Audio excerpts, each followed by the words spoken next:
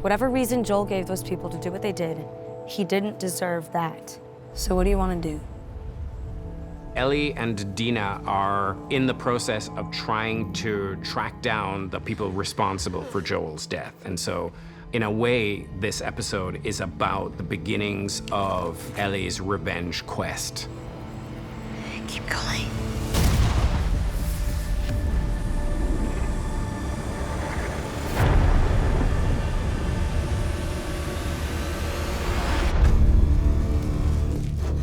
There is this new kind of infected person. The difference is that they simply seem smarter. They encounter... What the fuck is that? One of them. Wait, 3 of them. Wait, like 11 of them. Which means death. The stalkers, they do a lot of movement training and they get a lot of like real-time feedback about like how they should move and what parts of their body they should move. And that's really cool to see. The stalker sequence I love doing just because, again, a lot of moving parts. The dance of it with the performers and the stunt team's kind of the exciting part. Here we wanted to put the characters in a situation. There was no way for them to get out. They've bitten off more than they could chew. And now this might be the end for them. It's not a question of whether or not we survive. We won't. It's a question of, will one of us survive? And this is where we see the roles shift. Dina has been the one who's been taking care of Ellie, making sure that they do things smartly. But in this situation, Ellie, who is more violent and who is more effective in that way, and who can't be infected, torn apart but not infected, says, got it. Here's what's gonna happen. You're gonna hide, and I'm gonna die for you. Go!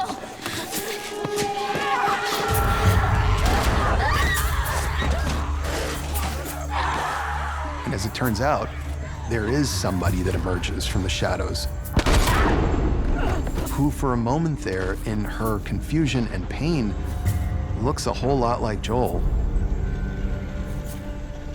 And it turns out it's Jesse.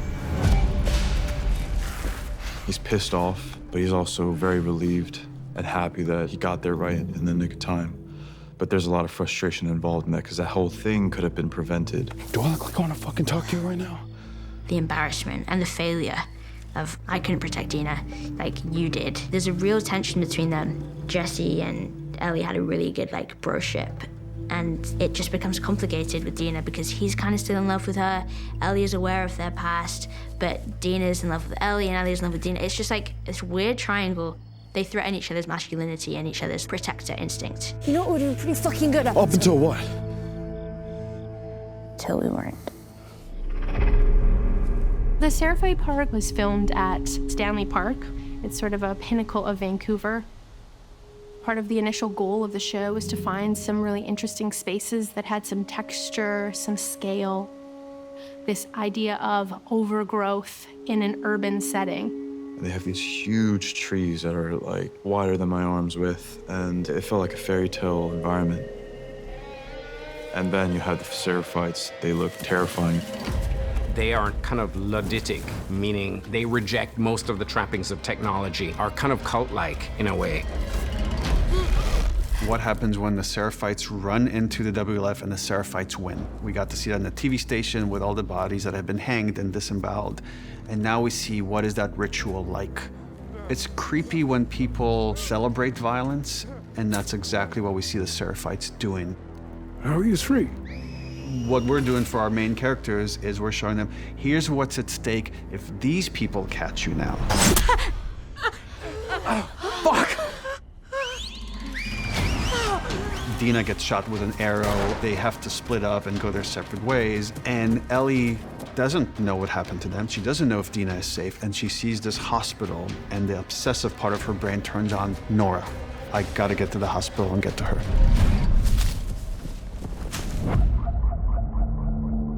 Nora is the person that restrained Ellie and forced her to watch the incredibly painful and brutal beating that ultimately led to Joel's death. And so Ellie is focused on trying to find Nora.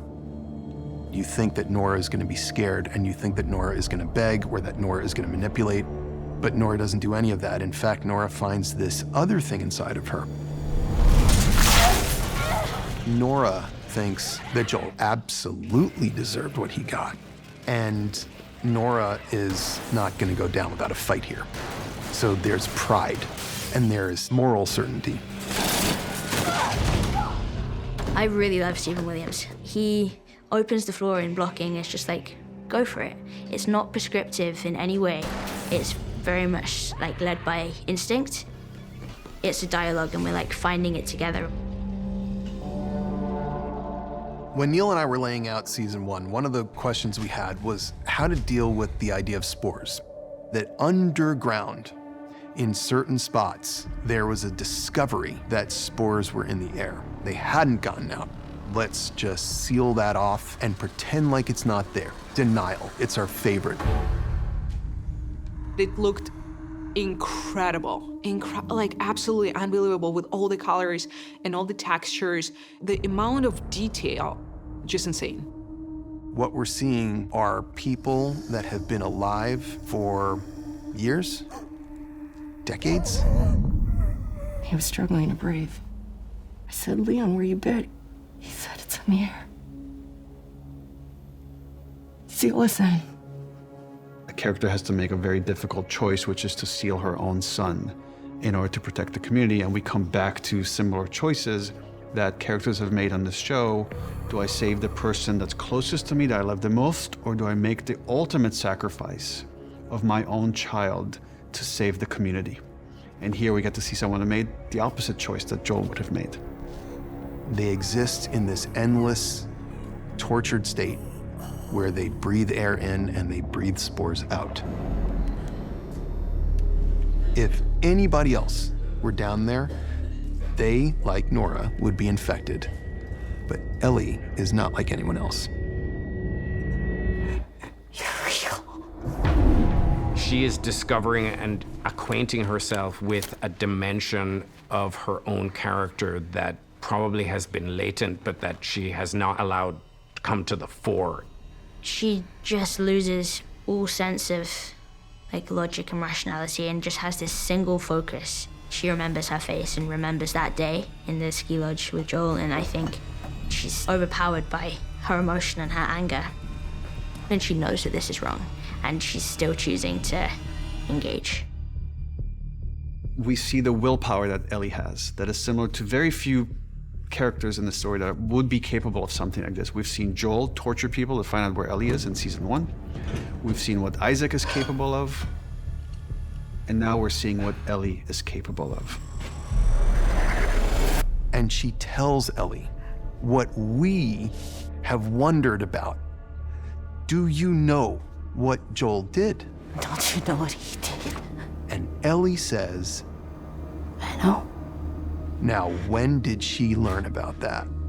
And if she knew, why is she pursuing this the way she is?